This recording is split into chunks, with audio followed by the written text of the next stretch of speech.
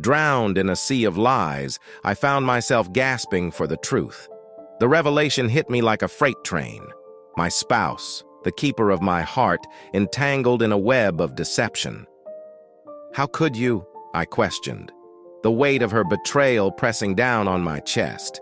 Every whispered, "I love you," from her lips now felt like venom, poisoning what we once had. Through the pain, the anger, and the disbelief, I embarked on a journey to find myself amidst the ruins of trust. This is my story. Enjoy watching it. She was my biggest love, like a queen. She had the skin of an African American and was the most stunning among the women I called wife. Scarves tied her arms to the bed's top, and ribbons tied her legs to the bottom posts. The ties kept her arms and legs straight. The ties were like a picture of marriage, that deep and important bond we took on. Our love was huge, too much.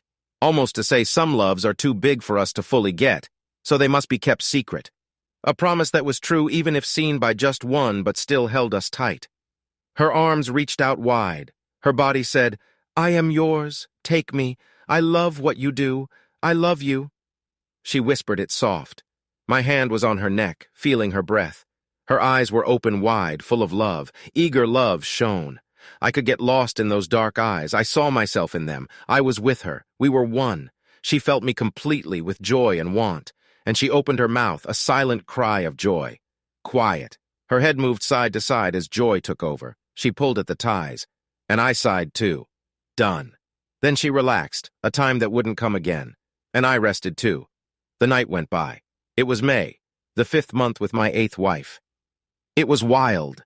This love I had only felt with a few women before was like with Lorna in January, the 1st month and first wife in Independence.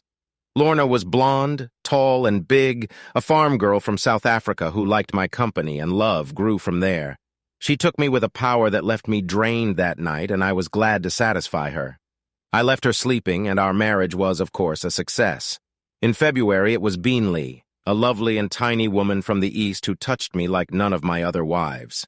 That was the Branson job. She welcomed me fully that night, again and again. She called out for more in her language, and we reached new highs. Beanley, the name of the 2nd prime in the alphabet. A sweet, dear memory. March was windy, and Carol came into my life in Minnesota. She was a librarian and hid her beauty behind shyness with glasses. I found it. We married, and her kisses were sweet like strawberries. Her hair was light brown, her skin was a bit red and had spots I liked. I recall sitting with her in a dark cinema, hidden in a corner, kissing her red lips and touching her without others seeing. We forgot our worries and got married fast. I was meant to be with Carol, and she with me. Marriage lasts forever, even after death. March, the 3rd month, and Carol will always be a special memory.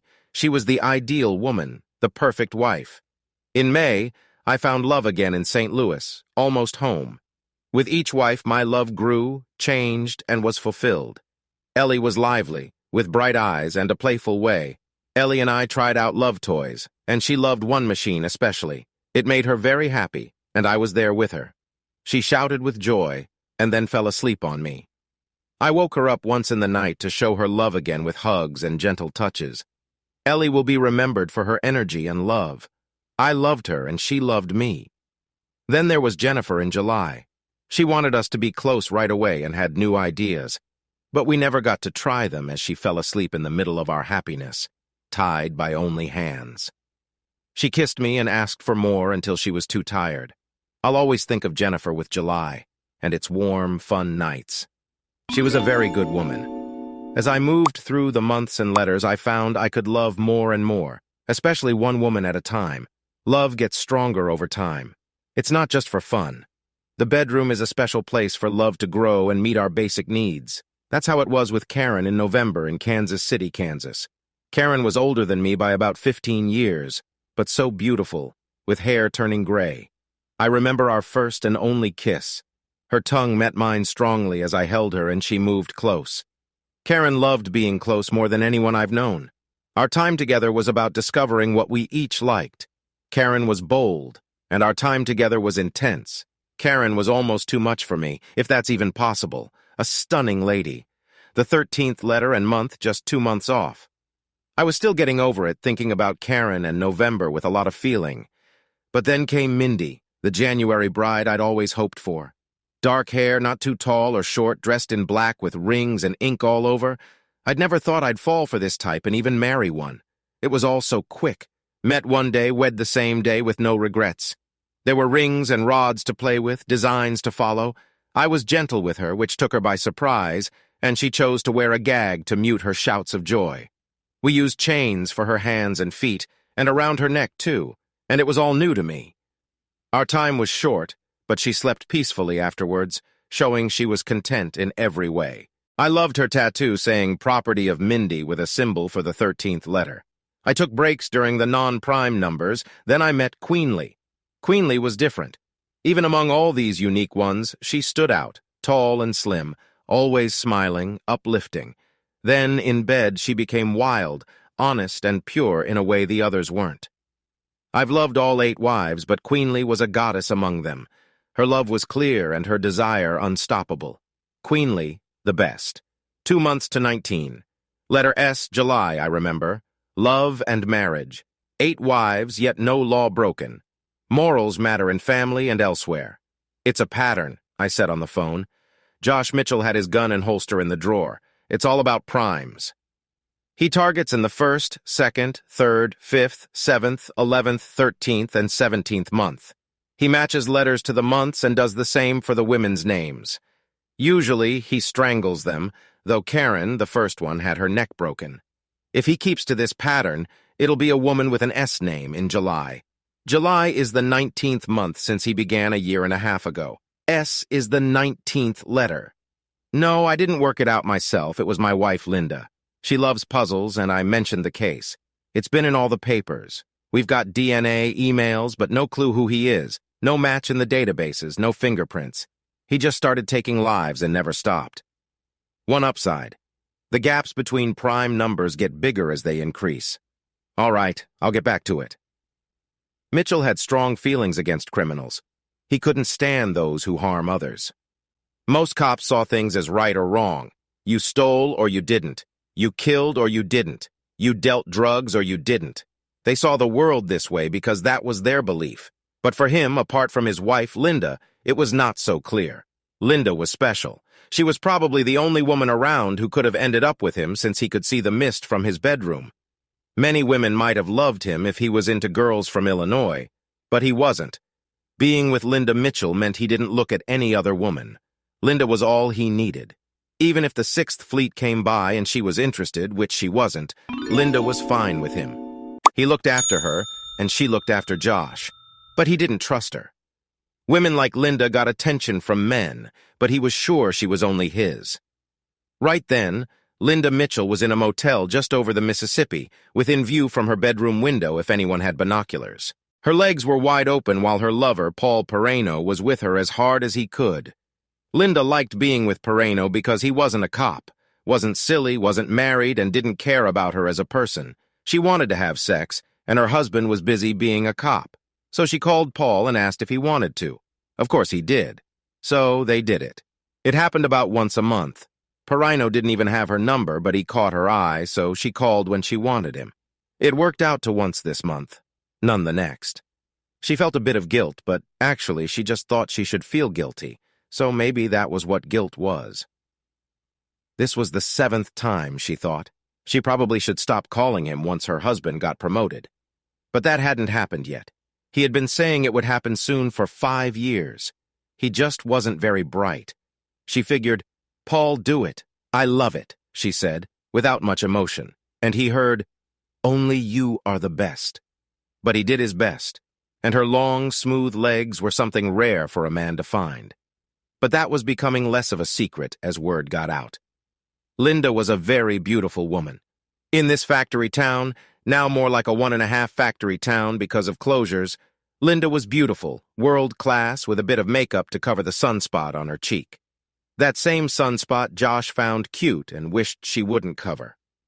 A few guys at the DA's office knew Perino was with her, and even knew she was a cop's wife. But instead of telling him or speaking up, they just wished they were in his shoes. Well, All but Joseph Martin, who wouldn't spill on someone's private life for anything, sticking to his morals like they meant something these days. He'd only speak up if it messed with work, which he still saw as a serious job. Today, he was stepping in for Paul Perino, who was tied up, taking the chance to be with Linda. Martin was off to court for a drug case he had just heard about.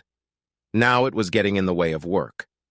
Finally, Paul got his fill with Linda, reaching the end of their time together in room 105 at the Elegant Rooms Motel, drenched in sweat while Linda thought, "I've hit rock bottom.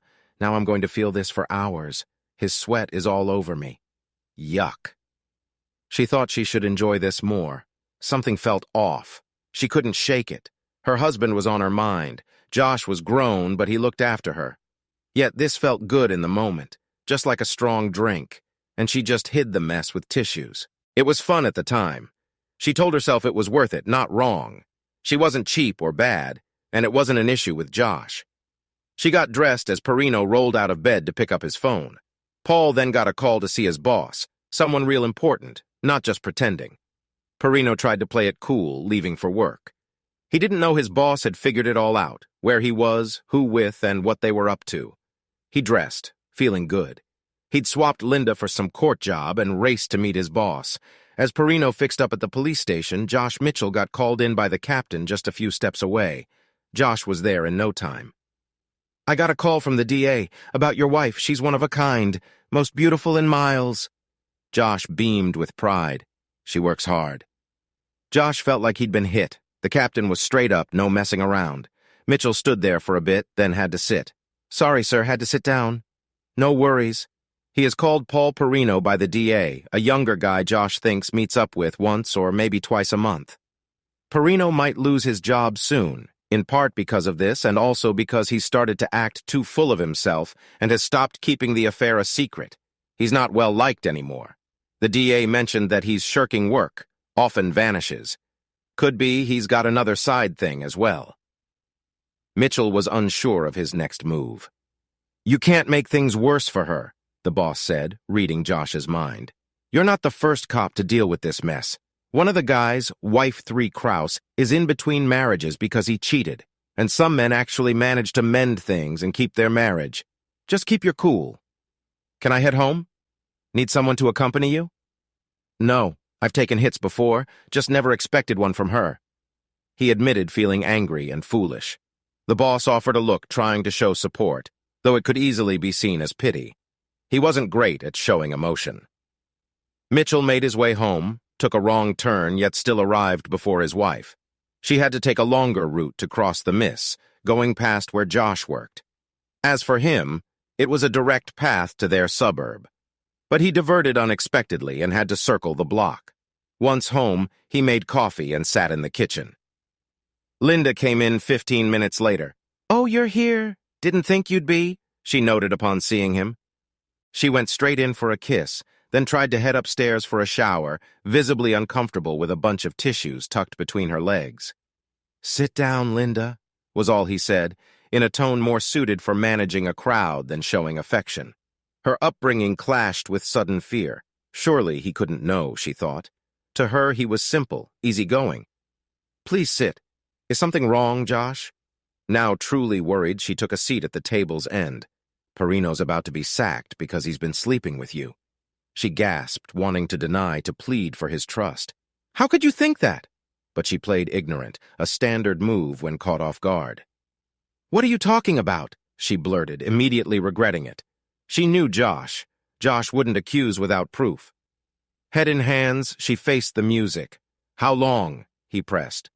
Realizing the game was up, she didn't lie. 5, 6 months, once or twice a month, only when you were busy or out. He was just someone, a pastime, just for fun. It was never about love, just a fling, a handsome guy with no strings attached. Josh clenched his fists, examining them closely. She looked at him, but he avoided her eyes. "I didn't mean to hurt you."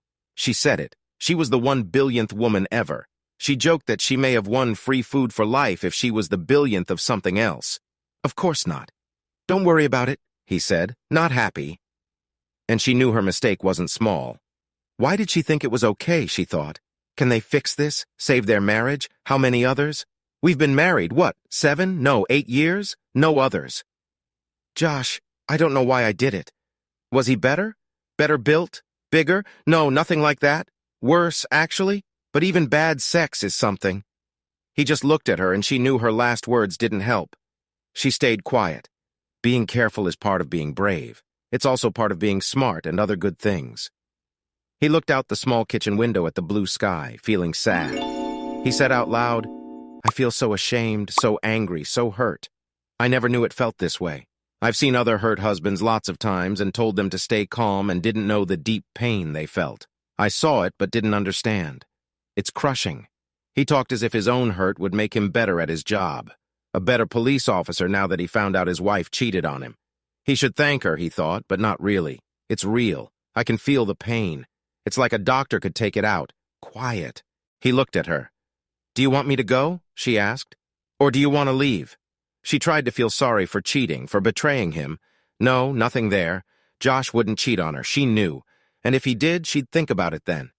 Did you do it here? She asked. Not here. Who knows? He asked. No one unless they saw us going into the hotel. Maybe people he works with noticed he was gone during the day. Josh rubbed his hand, but Linda knew he wouldn't hit her. The wall, the table, the fridge were more likely to get hit. You can stay. I don't know what to do. The boss got a call from the drug enforcement, told him about you and Perino and sent me home to sort it with you. But I don't know what I want. Linda got up and made a cup of coffee in the machine. She sat back down. Will we make it, Josh? She asked. I don't see how, he said. Maybe. No, I don't know. Did she want to fix things? Would she just do the same again? He wanted to shake her now. Maybe he could get her to see a doctor if he could just stop himself from being so mad. It gave him an idea. Playing tricks was more something she did well, but it was a way to do it. Love, I'm going to the car. Stay here.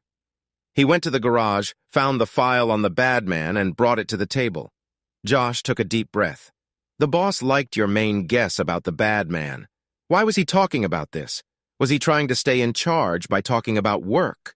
Linda said nothing but thought about it. This is the file on the bad man. Look at where the bad things happened. All the papers. See if you can guess where he will strike next month when he's due to strike again. Just look at it now. You want me to look into your case now? She asked. She was puzzled. She'd done it before. Looked at a case once, it led to catching someone. More often it did not. Yeah, just that. And nothing more. Had her affair not mattered. Now that he thought about it, she could not understand.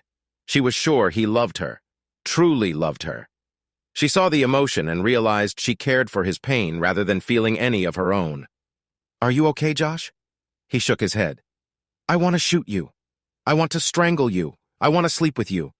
But I know you probably have him in you. I can't deal with you now. So you look at the file and I'll get myself under control. I don't know if I can focus on paperwork. Josh just looked at her as if he was going to do one of the first 2 things he listed. Okay, I'll look. She agreed. She opened the file and started spreading pages around the table. Josh sat for a few minutes thinking about her in the situation. He made another coffee, saw his hands shake, and watched his fingers open. He dropped the cup, which broke on the floor. Linda jumped in her seat. Sorry, I'll clean it up. You keep looking. He used paper towels and a mop. But when he was done, the floor felt sticky. He made another cup and sat down watching her work. Linda put aside thoughts of love and Josh and all of it and looked harder at the file. Just another puzzle, she thought. It was where the bad things happened that caught her eye. She looked at the locations. There was something there. It was like when you see a few moves ahead in chess and know you will win. She looked at the DNA reports, the dates, the color of the bad man's hair, dark brown, shoe size, probably a 16, a neck tag found beside one of the victims. Nothing. Nothing. Nothing. Back to the map. Independence, Twain, East St. Louis, nowhere, Minnesota. She was about to ignore that last, but it stayed in her mind. No. What is that town really, Wyckoff? Nowhere. Must be a crossroads, probably. Why did he kill a girl from Wyckoff? How did he meet her? There is nothing there, but Linda knew the name. Why did she know the name?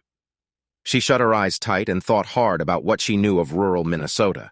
It took her a full minute before she had a clear image of her dad getting a strike. A bowling place. There's one in Wyckoff, actually part of a pub and grill. Her father played matches there 20 years ago. He was skilled, but never won a big match.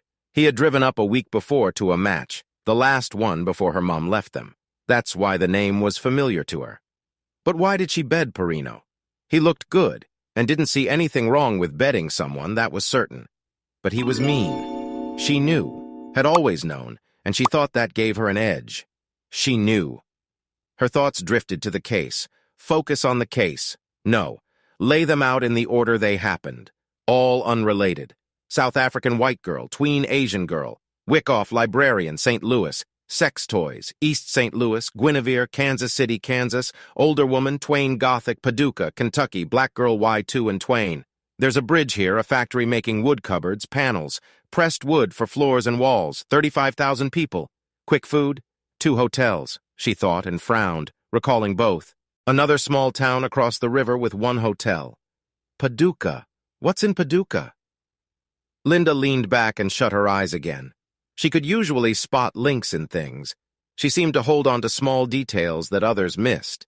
She'd forget the army base outside town, but recall they had 24 traffic lights. Forget the hospital and recall the history of the founder. For some reason, she stored things in memory better than others, and at times, worse, her mom got annoyed by her bad grades at school. She held on to almost everything others forgot, but then connected them oddly. She could solve any maths problem, but not how she was taught. She didn't add up. She grouped things and counted. It made her slow, but usually correct. It wasn't the way to do well in tests. But the year they figured out her issue, she'd got 3 of 11 problems right. But she'd only tackled 3. She thought of her mom and how her dad cried when he read her note. She wondered if her mom knew how much she'd hurt him as Linda had just hurt Josh. But Josh was strong, right? Linda felt a tightness inside since Josh had spoken to her, and as she pictured the inside of her eyelids, she realized it was either guilt or fear, pity for Josh or something. She knew she'd wronged someone who didn't deserve it, and she knew he'd never move past it. In a way, it mattered to her. Odd that. Josh's love was pure. He loved her fully, like all men do, and how all women want to be loved. Why did she mess around with that guy? Why didn't she care about the love bit? Paducah has a big place for wood panel selling, big in this part of the country. So, Twain had a big maker and some small ones, too. Wyckoff had none. "I need my laptop," she told Josh. He nodded. She was back in a tick. Typed Wyckoff into Wikipedia. "There are 444 folk living there." She took another moment and rang a number on her phone. "Hello? I'm ringing about the old bowling place you've got. Can't find it online." She listened a bit. "When was that?" She nodded. She jotted down a date. "What happened to the lanes?" After a bit. "Do you know who bought the wood?" she asked. "Cheers. Any other business?" "No." "Okay, Ta. I think I'm on to something." "Josh, I think I get it." She realized he was lost in thought about them. "I'm so sorry." "Really? I've backed you up. You stayed home to write, sold some stories, but I've kept us afloat," he said without much thought, as if his world was falling apart. She knew it was. She'd feel bad about that later. She was sure I wanted a family. But you kept putting it off for that novel. He shook his head. He truly did love her. Odd thought that someone could love her. When did she stop loving him? Had she? Did she ever love, really? When did she start thinking he was daft? Why? He picked himself up. "So, what's your thought about the sex offender? I reckon he's in the wood business. Twain, Paducah. They've got wood-selling spots, panel works, and cellars. In Twain, it's mostly just the factory and panel bit, but the panel bit is much smaller. I reckon Wyckoff hangs on to it. I think he's got his hands in moving bowling lanes. Wyckoff's only got 400 folk and a few more around. Their victim was the library lass. She went to another town for work. Anyway, the month before the murder, their bowling place was knocked down. The lanes sold off first. Lanes are well wanted in some spots for new floors, wall panels, good quality, very tough. I need to check Independence and Casey yet. But I'm guessing someone either bought the wood our bloke was selling, or he's found more wood for sale from another alley that's been knocked down. Something like that, maybe. He might check on places. I think there's something in each spot just before he finishes his murder job. He finds the girl, kills her, and moves on. He probably picks them from places with no cams. If he spots a security setup, he just finds another spot. She looked deep in thought. He might use the library to find girls with the right name. Not sure, but that could work. You might want to check here with the factory and panel places. They might know him, even if he doesn't work for them or has had contact. So do you have any guess on where he might go next month? I think he's doing a job in that town now. So look for a bowling alley being knocked down or sold, or someone putting in a special floor, and then check the buyer or sellers. I bet he just stays around for a bit. He doesn't want to rush. He knows all the evidence has piled up. But you've got no record of him. How does he just stay around? We've checked hotels and got nothing. Maybe he has a camper. Lots of camping, even near towns. He wouldn't be too obvious, right? Hardly any problem signing in? Check. Some camping sites are free, and they don't even ask you to sign in or for tent camping in a national forest. Free again, and hardly any check or sign in. Or he could park in a Walmart lot near the trucks, down a quiet dirt road anywhere. She looked down. I'm off for a shower. Can we chat more later? She knew those were the right things to say. Yes, she did. She watched Hallmark Channel a bit. I bet you are, Josh said, looking straight at her, feeling the hurt, knowing she felt nothing. She left the room and went upstairs. Josh had figured out not long after they were married that she didn't feel like other women. It had taken him a few months to see. She thought she had tricked him into marrying her. She didn't think she needed him. She wasn't worried about losing him. She didn't love him in any normal way. She's a sociopath of some kind, he'd realized, and it explained the lack of emotion at times when most would feel something. She'd taken her dad's death as just a fact, almost like it didn't hit her, as if it mattered none that the man who spent his whole grown life looking after her, who held her and was maybe not perfect in trying to be both dad and mum to her, but who loved her in that full and complete way dads can love daughters. Maybe that caused it. Some sort of mixed signal, likely started by her mum leaving. He remembered her odd emotional distance. Another time she rang him once 2 years back and said she was driving to the hospital. She was having a miscarriage. The child he'd wanted so much that they had put off for years was gone. He got to her room before the surgery and she was in bed, looking at a magazine. She was bothered by cramping but didn't seem worried. Josh had given her a kiss, and that was it. She seemed easygoing and even asked if he'd like to try making a recipe she saw. They could think about having a baby again someday, but she planned to go back on birth control when the doctor said it was okay for now. He once saw her really into watching a rugby player break his leg on TV. It made Josh feel sick, but she watched it over and over in slow motion. He wondered why she chose to marry him. Did she see something in him that reminded her of her dad? Did she think marrying him would make it easy to get support while she wrote her book? Could someone who might not feel things deeply write a book that shows real emotions? Did being honest mean anything to her? Could she stay true to just one person? Did he really want kids with someone who might not be able to love in the usual way? Was there any real meaning to her moral views? Her personality was very focused. It was as if she'd learned how to act and feel in any situation by watching others. And then she'd just do that. She seemed genuine in many ways. This might explain why she spent nearly 10 years writing a book he'd never seen, happy to live off his support.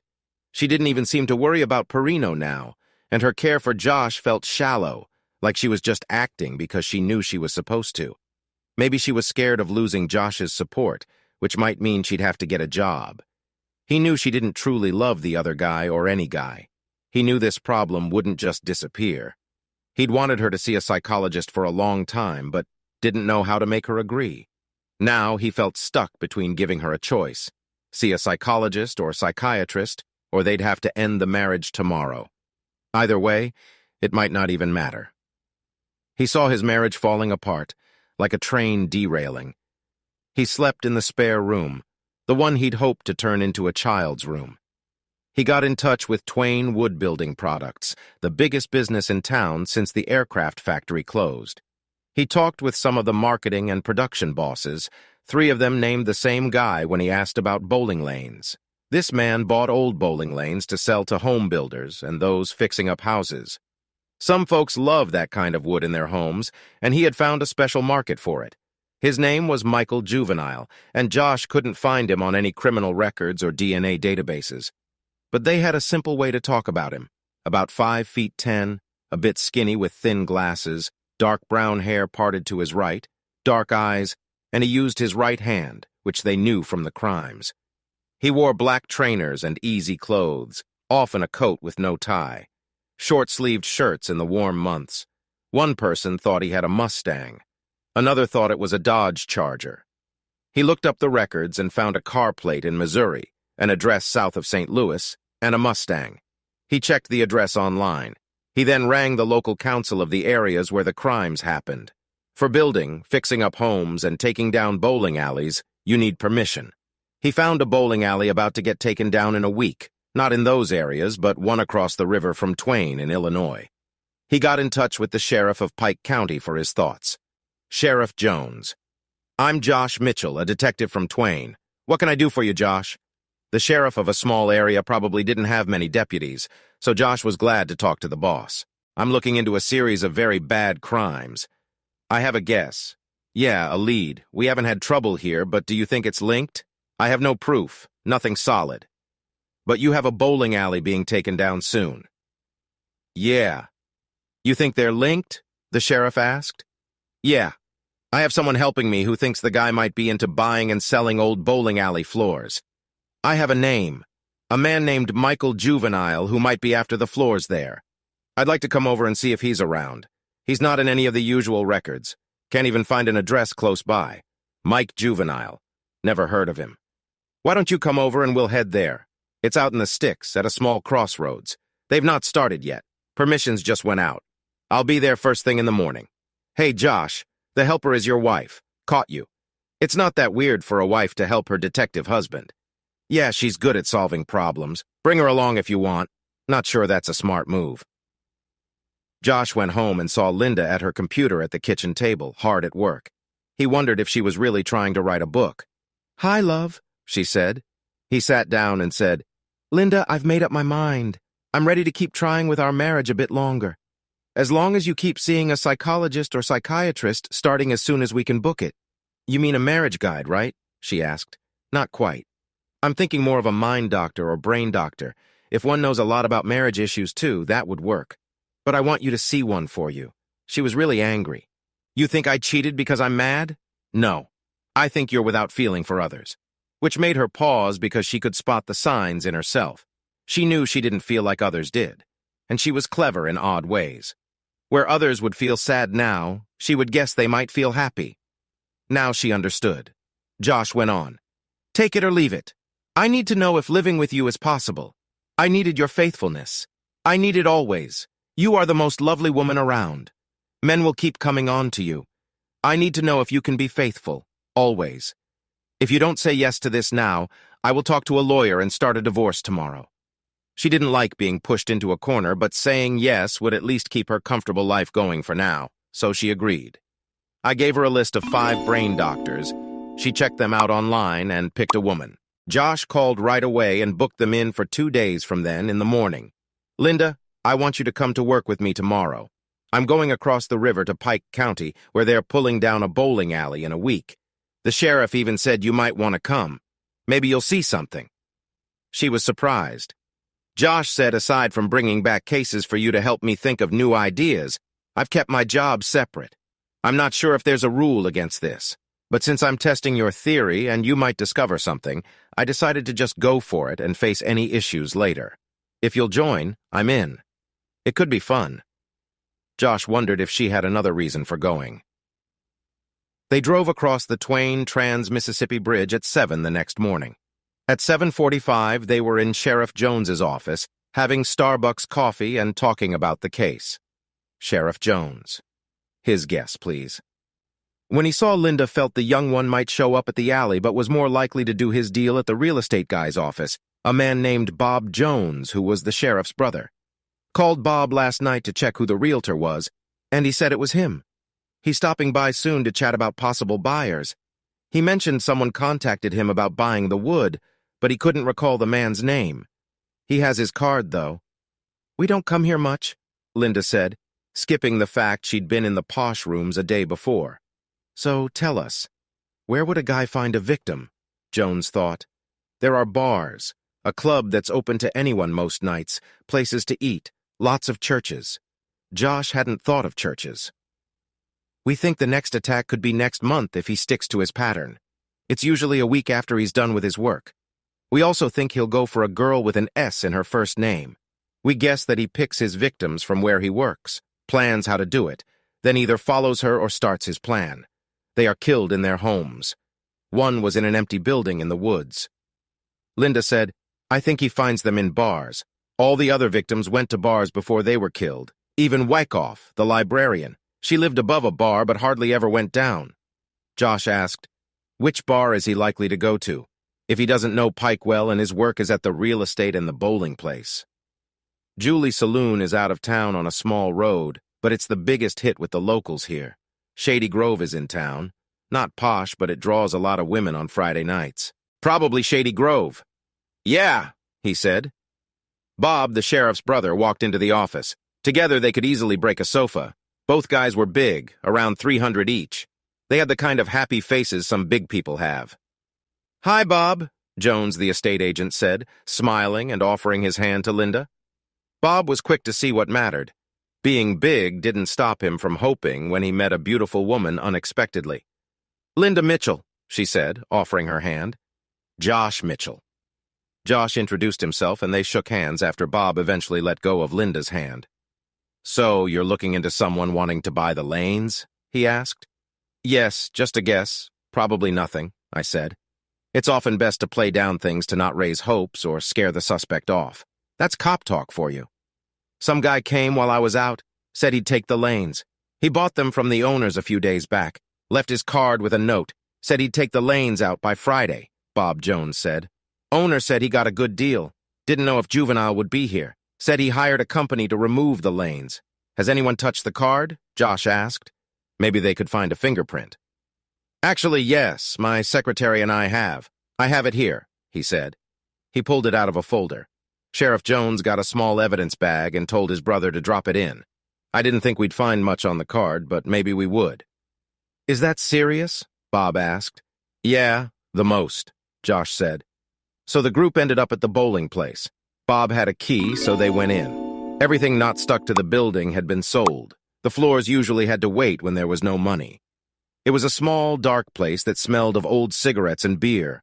All the furniture was gone, sold or thrown away. The machines were sold too, even though they were old. Josh and the sheriff looked around for a bit. Linda talked to Bob in her charming way. The lanes looked like good floors and walls. They went to Bob's office hoping the guy would turn up. Linda spoke to Josh when Bob left to do some tasks because his secretary was sick.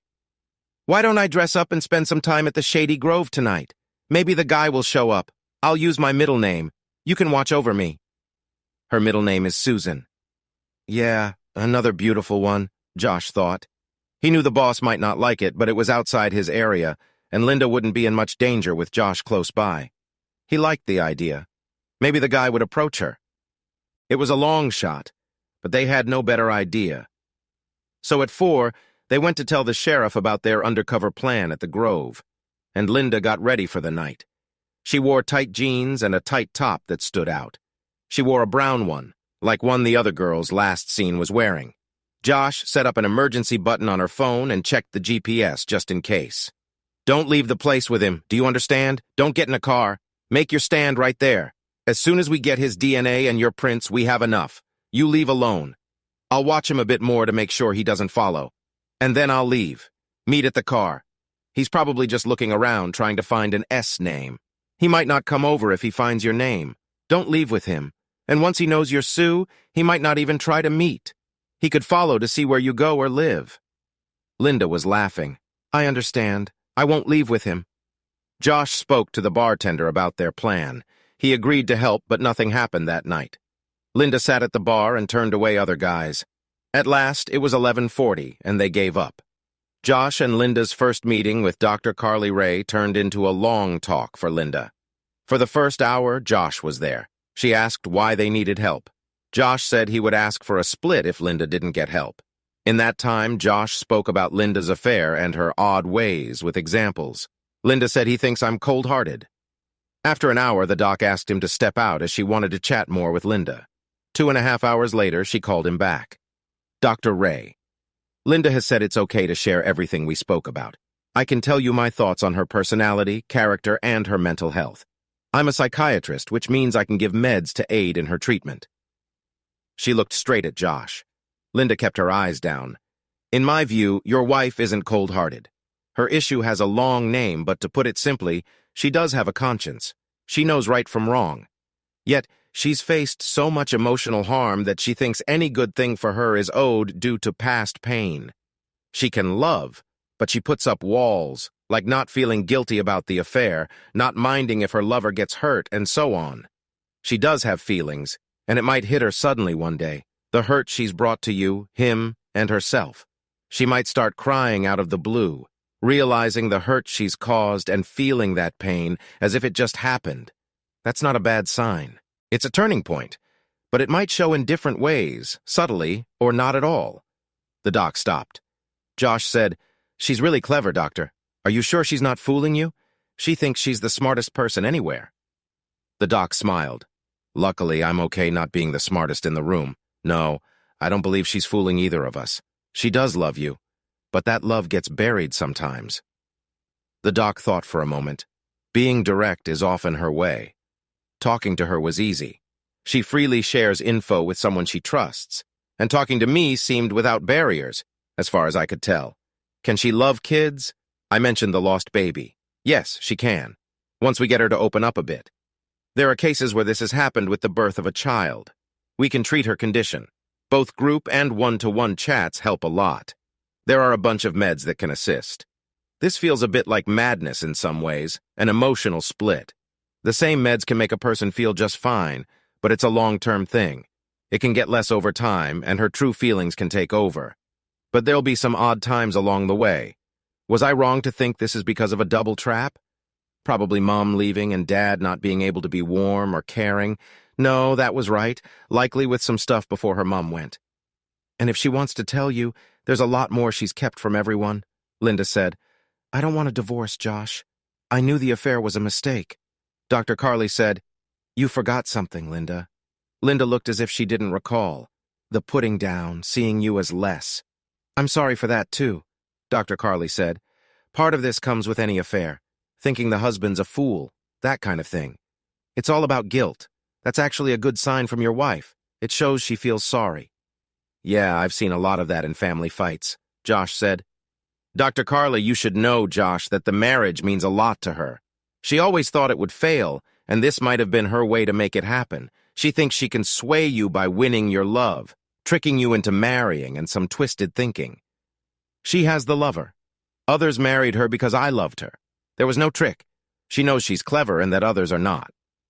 As Dr. Carley smiled, "Losing you would be hard for her, but she expects it. She doesn't want it, but her feelings hide it.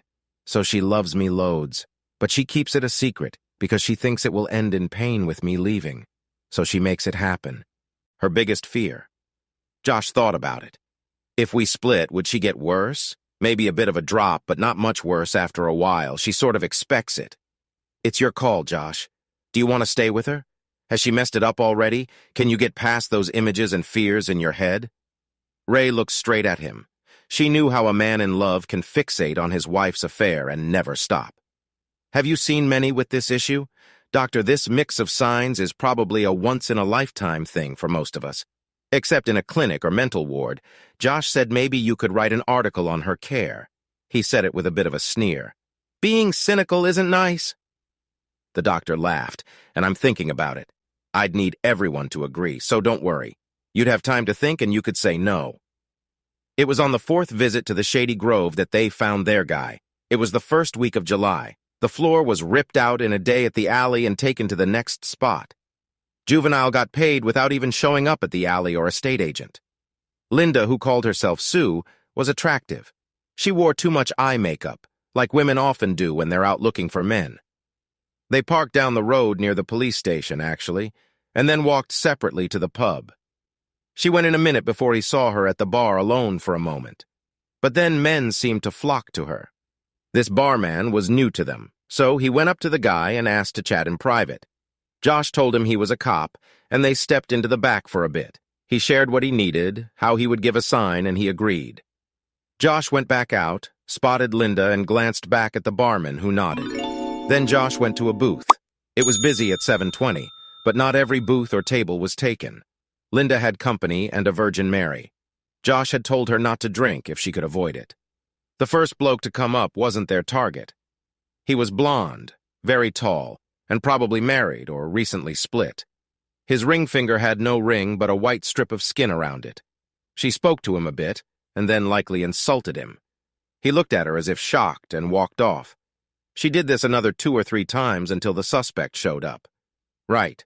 Height, glasses, right side parting in his brown hair. He was wearing a sports coat and an open-collared shirt. Josh couldn't tell if he wore black trainers. He didn't sit next to Linda, nor did he approach. He sat 2 stools away. He did order a drink and sipped at it for about 20 minutes, watching the football game on the big screen behind the bar and watching Linda whenever someone walked by to chat her up. I was 20 feet away and my pistol was ready if needed. I could hear Linda when a guy came up to her then. "Hi, I'm James Render. The new guy said he was average height, no glasses, light brown hair, wearing blue jeans and a striped pullover shirt. Sue, nice to meet you." She shook hands with the guy. He seemed friendly enough and no threat. So Sue started chatting to him about which sport was better, football, cricket, basketball, or American football. She ordered another drink, also a virgin, and left sexily looking at her new mate. He started getting a bit fresh, putting his hand on her bare arm, moving a bit closer, but she looked at it and made some joke about not being too forward, and he removed it, only occasionally touching her after. Our guy seemed really into the game above, but I thought he was listening in. He ordered another drink. His first glass stayed at his spot. The barman looked at him. Josh touched his ear, and the barman brought the man another drink. He took away his empty glass. He poured a tonic water for me. He walked to my booth, gave me the drink and a glass. He only held the glass at the bottom. Smart. Linda looked at Josh. He touched his nose. They got what they needed. Soon after, she said sorry to her new mate and left the pub. It was 907. Josh kept an eye on the man. Linda should have been safe by now. The man used his phone for a bit, put money on the bar, and followed Linda out, about 2 minutes behind her. Josh followed him, his glass in the back. No one thought the man might have a mate with him. When Josh got outside, he saw none of them. He was 2 minutes behind Linda and 20 seconds behind the young man. He ran to his car. He checked the GPS in Linda's phone, and it was working. He drove fast, ran a red light in the middle of town, and went towards the signal. Where were they going? Had the young man found Linda outside, put her in a car? No, there was no time. Just enough time to jump in a car and go. They did not know Linda had a mate either. They didn't care about the GPS on the phone, not till Josh saw them. They were on a divided road. It looked like a Mustang to him, but it was dark. He saw it from a half-mile before he caught up. The GPS stopped suddenly, so either they threw it out the window and it broke, or they took out the battery. But he had them in sight, and he was doing what he knew best. He used his phone to call the police, but as he did, the car pulled into a McDonald's car park. It then carefully went over the back curve of the lot and onto a dirt track that led into scrub trees. He saw their lights then, down the road, and they parked by a very small house. He left his car in the lot and ran, talking into his phone, trying to get Terry Jones and any other cop to this place. It was about a quarter mile, and he finally made it, thinking he needed to start jogging more. The car was there, dark. He heard them inside the building. They had lights on. They'd been inside for about 12 minutes now. He went to a window and looked in. Linda wasn't in the kitchen. There was a woman. She looked about 60, mother maybe. She might have been wearing latex gloves. She left the kitchen while he watched, and Josh tried the door. It was unlocked. He slowly opened it, went in, and closed it. He heard heavy steps coming towards him, so he hid behind the fridge, and the woman was back, her back to him, so he hit her over the head with his gun. He gently put her on the floor. He hoped he hadn't killed her. He never hit someone like that before. She was still breathing. He pulled out his cuffs and locked her hand to a unit. He hoped she wouldn't wake up. He didn't need her to alert anyone. There was a young one down the hall. He found the young one with Linda. She was without clothes, laid out on the bed. Josh couldn't stop thinking she looked stunning, even in this bad situation. Her hands were stretched to the corners of the bed and taped down. She was awake but had a gag in her mouth. Her legs were tied with rope at the ankles, her knees bent and tied to the bed, too. The young one was mixing up his method again. He was chatting to her as he got a long stick ready. He put oil on it, but it was just a cheap wood stick with a flat end. "I love you, Sue. I know. You want me. Look at you. Stunning. Just stunning. Are you ready yet?" He moved towards her with the stick in his hand. Josh shot him in the head right then. He'd seen and heard enough. Sue must have, too. Sue's eyes were wide with shock, and in her fear and anger she saw Josh was not a fool, not old, not dumb, and not small. Josh looked at the young one, the mess he'd made of his head, and he felt a bit of peace. He went to his wife. He took off the gag and pulled the tape off her wrists, and her arms wrapped around his neck straight away. He hugged her and liked the feel of her skin, but he wanted to get her out before the police swarmed in. The police sirens were near. She was crying, and then the room filled with police. Josh grabbed a blanket and wrapped it around them as they hugged. The sheriff was there. "Well, I hope he's the one because he's done for now," Josh said.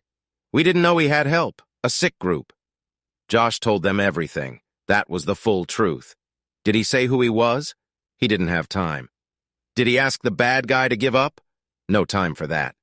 "Why did you shoot?" "He was about to hurt my wife with a wooden stick." A week later, the person in charge looked at everything, including the 8 crimes and clear DNA matches from the dead man, and showed it to some citizens. The jury decided no charge. The person in charge smiled. Sometimes the law worked. They charged the mum with lots of crimes like planning murder, taking someone, helping and encouraging, and she was sent away for 20 years. But her son was her world, and after his death she nearly gave up. Some people shouldn't be parents. They stayed at home every night until the jury's decision and were glad to be nowhere else. Others might come along.